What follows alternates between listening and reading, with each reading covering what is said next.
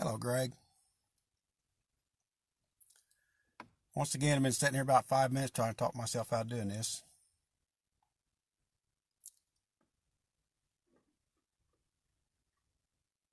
Almost had it done, too.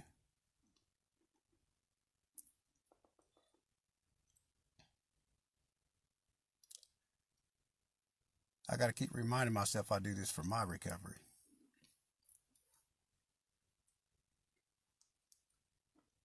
Not worry about what anybody else thinks about it, or if it bothers anybody, or if it helps anybody, or none of that.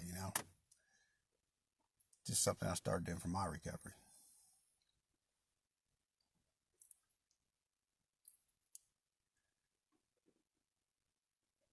I call it meeting makers make it. I remember when I first got into recovery, and for a long time after that, really, I kind of took that personal. Since I see today, seeing how I know I have a disease of self, I think that might be normal. And what I mean by I took it personal, it's like, what the hell? You know, sometimes non-meeting makers make it. What are you trying to say? It's because you don't go to meetings, you ain't going to make it? I made it. I was doing it. I was doing it just fine. I told myself that. And, you know, uh, after being involved for a while, hello, Tim. How you doing, buddy? I love you, man.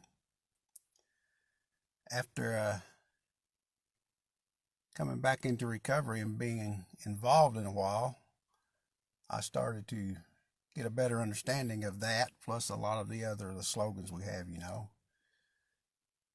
And, it's not saying anything about people that don't go to meetings. It's not saying if you don't go to meetings, you ain't going to make it. It's not saying if you don't go to meetings, you're going to do this, you're going to do that. It says, as a matter of fact, it's saying absolutely nothing about uh, people that don't go to meetings. It's just simply saying, hello, Jill Greathouse. It's just simply saying exactly what it said. I have a bad habit of reading my own thoughts into stuff. It's just saying that meeting makers make it. And there was no need for me to read anything else in it or get upset or blah, blah, blah, blah, blah, blah, blah. And today I know that, thank you, Tim. You are too, brother. Wish I'd seen you more often. Uh, without reading any more into it, meeting makers do make it. Lots of people make it, I guess. Uh,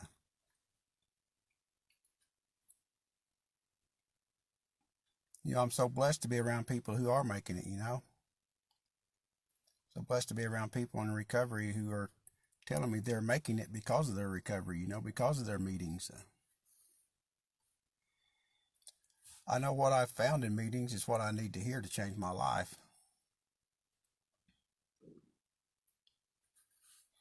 I've met people that are dear to me through going to meetings. I've met people who are dear to me who don't no longer go to meetings, and seem to be doing fine. And that's cool. I guess from my point of view and from some of the people I know that's been going to meetings for years, there's a certain class of us that pretty well won't make it if we don't go to meetings. When I mean won't make it, you can figure out what that means for yourself. Won't make it for me means I won't stay clean. It's not like it's just that using's still such a big part of my life. I'll just go back to it. Like I say, all the time in meetings and on the streets and on here, if I don't carry a message of recovery, I'm just gonna carry some dope.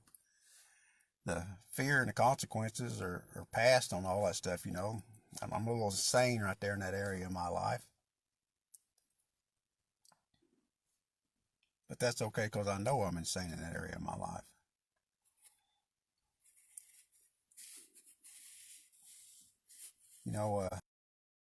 Talking the other day, I was talking to someone, and hello, Julie, man.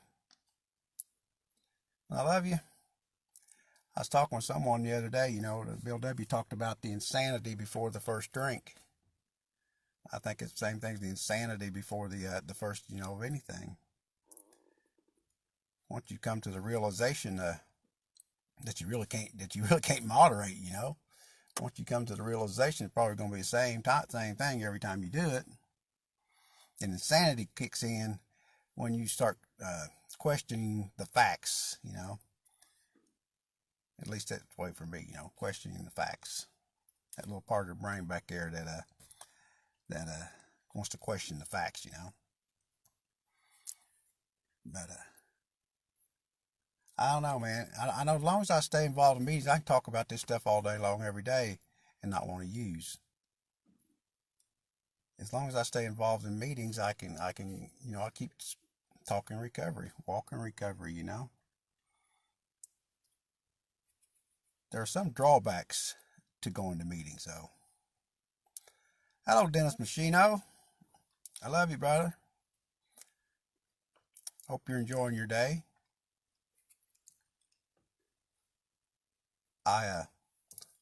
Like I say, I have found a couple drawbacks to going to meetings. They're not worth quitting over, though. Hello, Bob Gillespie. One of the worst things about going to meetings is that you get to meet, all these people. You get to meet and start loving a lot of people who are dead. That's the drawbacks of meetings. I posted something the other day about trying to guard ourselves from the newcomers, how that, it just takes away from everything. And what I mean by getting to see a bunch of people dead, while I've been involved in these meetings for the years I've been involved in them, they have been people come who proclaim to be addicts, say they're addicts, whether they actually realize what that means or not, I don't know. I don't question about it. I know I have a better understanding of it today because since I've stayed in meetings and did a little self-work, I have a lot better understanding of what I mean when people that come in and say they're addicts and then go back out and die. I don't know if they know what they mean or not. But what I'm getting at, I don't know how many people I've met in meetings who come in and start sharing, who start talking, who start getting honest, and they're doing good while they're in there. They're staying clean or trying to stay clean. At least they're headed in the right direction, Hello, John Hurt. How are you doing today?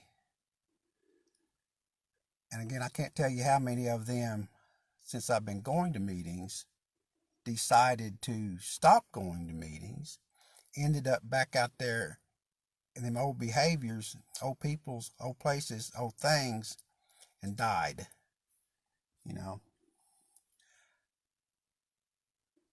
I've only known one person who died who was continually going to meetings, and he killed himself. So it does happen. It was depression, and things like that. From what I've seen, what everybody talks, he couldn't get past the depression. He was going to meetings. I don't know what he was doing in meetings. I don't know if he's working a program. I don't know. But he ended up taking himself out. That's sad. But a lot of them just, they go, they get better, they do better, they think they got it, they may have it. I don't know. A lot of them go, stay, work the program a little bit, go out and live their life just fine, I guess. But it's those ones that come and do what they're supposed to do, quit doing what they're supposed to do, and die. That's the hard part about meetings, Now the cool side of meetings is those people that keeps coming, for the most part, other than that one person, and just from my small experience in this big old world, they continue to get better in one way or the other. Most of them do. Most of them I know with a bunch of clean time will sit and tell you how much their life has improved because of the meetings. I'm sitting here in the car and I'm looking over here. I got my key tags. I keep my key tags hanging on the windshield. The first one's just for today. Second one's clean and serene for 1 year, then 18 months, then multiple years, then clean and serene for a decade. And I got one more on top of that. And I'm not bragging about that. I'm saying I got them because I go to meetings. I got them because I stay involved in meetings. I got them because I share and I listen and I try to do sometimes to the best of my ability what they suggest I do. I posted today's reading in one of 12 steps, and it's about God's will for us. And last Wednesday it was about asking God for help. This is another cool thing that for this addict, staying involved in meetings has done for me. It has given me a relationship with a loving higher power that I call God.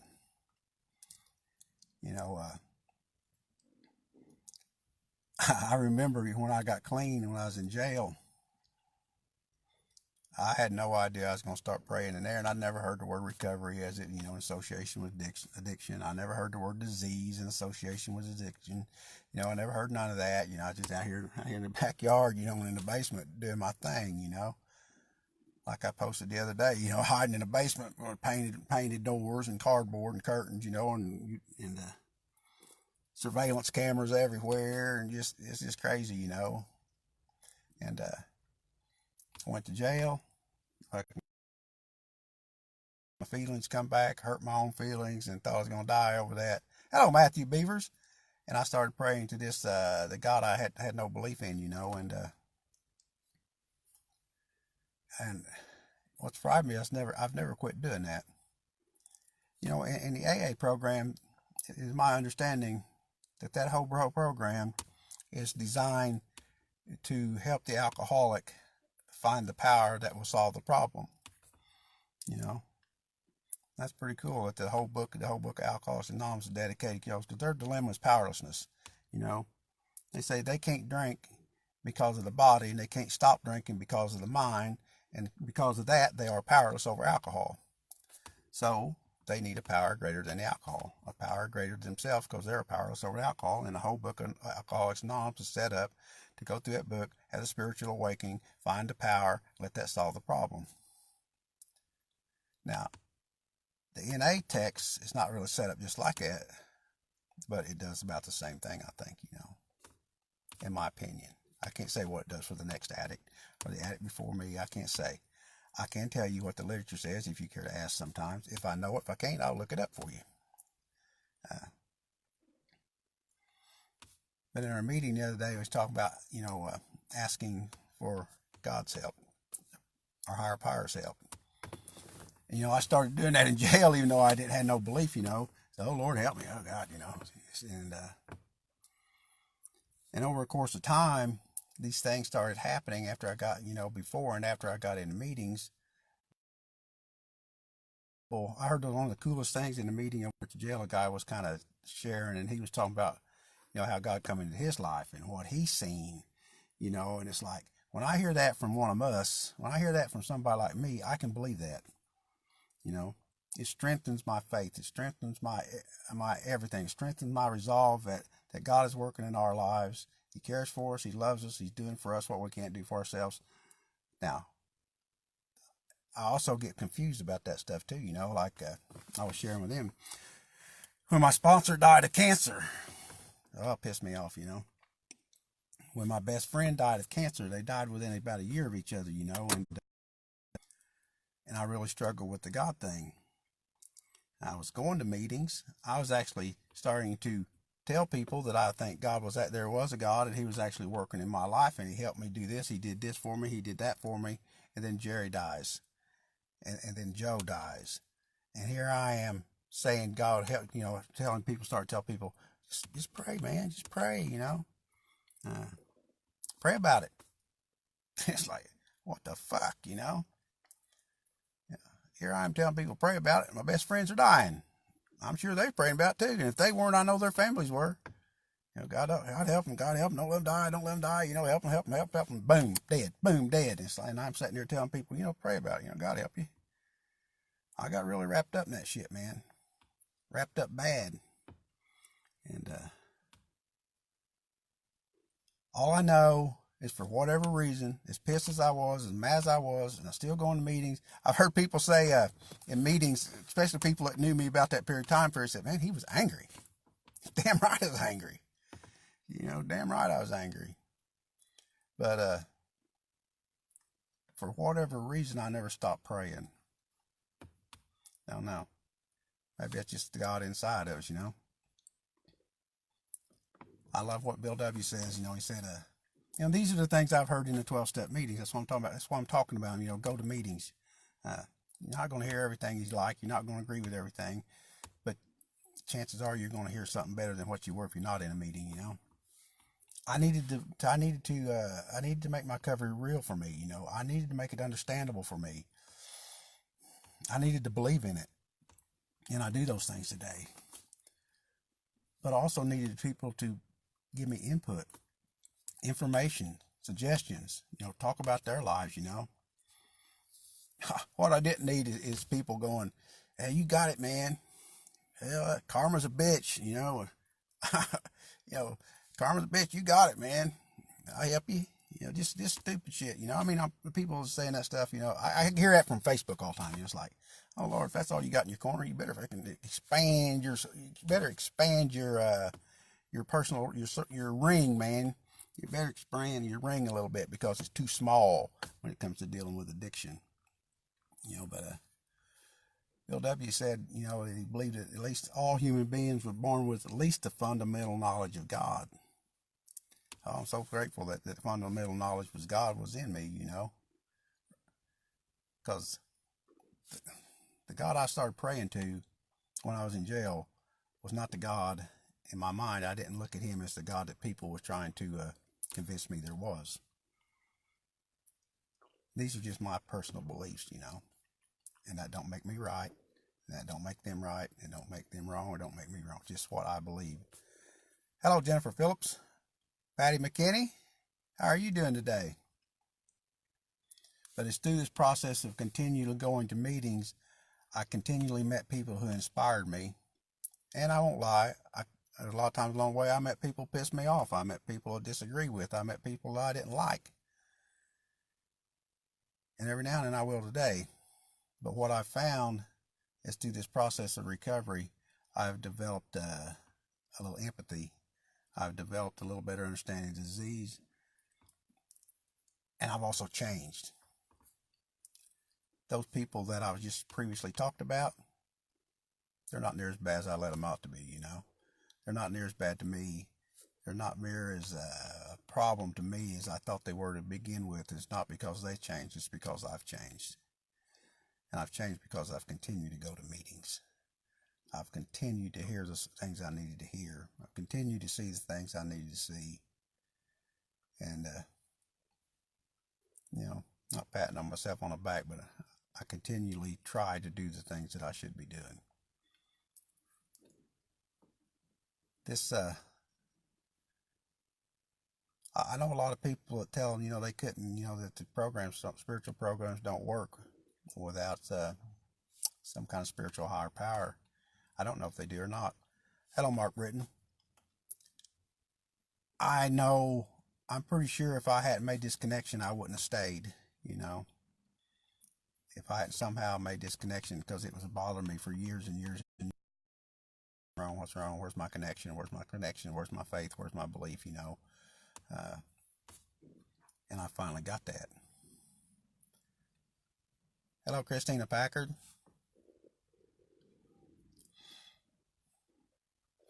I don't know, just I want to talk about meeting makers make it. I know literature talks about how, we're all different. What we have in common, what brings us all together, is this disease that they call addiction, or the disease of alcoholism, That's where we got a chance, to help each other, stand together, work the programs. I've heard people give a million excuses why not to come. And maybe they're not excuses then. Maybe they're facts. I don't know. I've just seen too many people die that came then quit coming. Way too many people die that quit coming.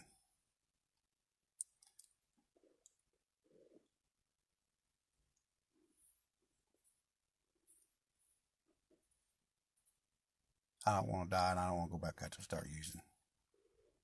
And like I say over and over again, I've already said here once, when I quit carrying a message recovery, I'll put some dope in my pocket.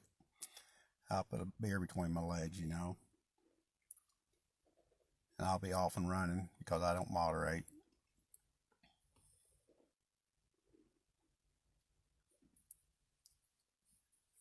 This is a pretty cool thing to just be in recovery. It's a pretty cool thing to understand what recovery is today. It's a pretty cool thing to be involved in a program that brings sick and suffering, dying addicts back to life. Pretty cool thing to be involved in something that promises freedom from active addiction. It has delivered that for me. And when I mean active addiction, I'm talking about addiction to drugs. It's not delivered me from this disease I have. Oh, Lord. A sane person probably wouldn't go back and try wasabi every other week, That still fucks me up.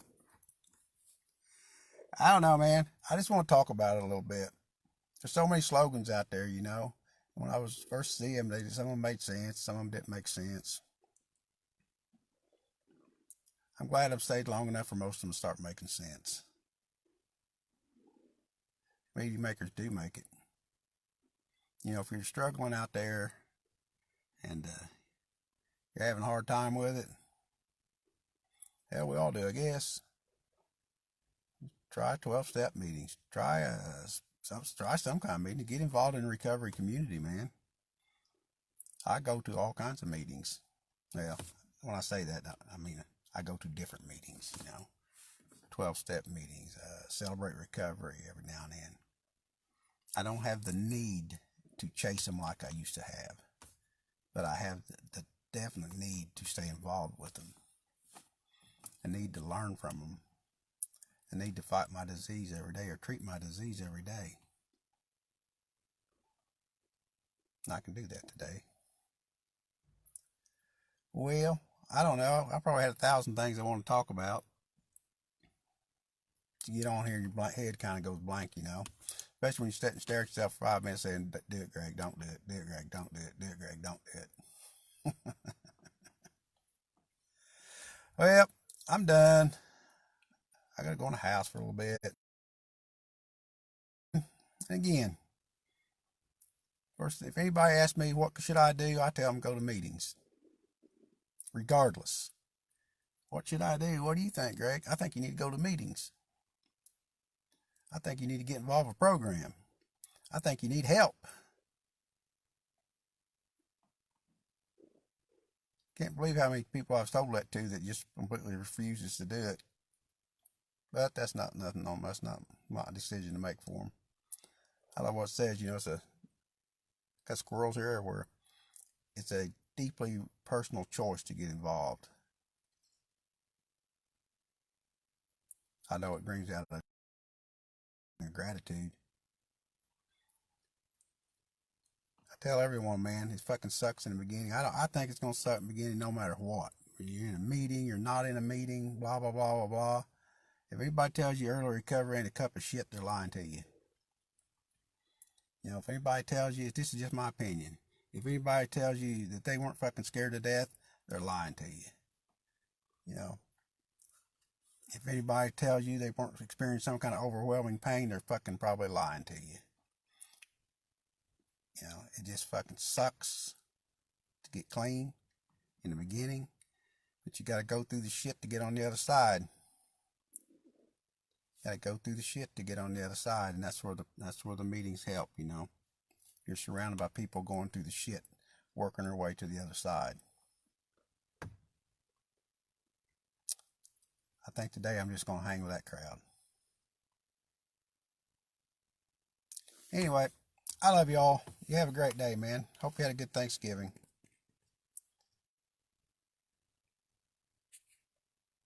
I'll catch you later. By the looks of things, my internet's already quit anyway.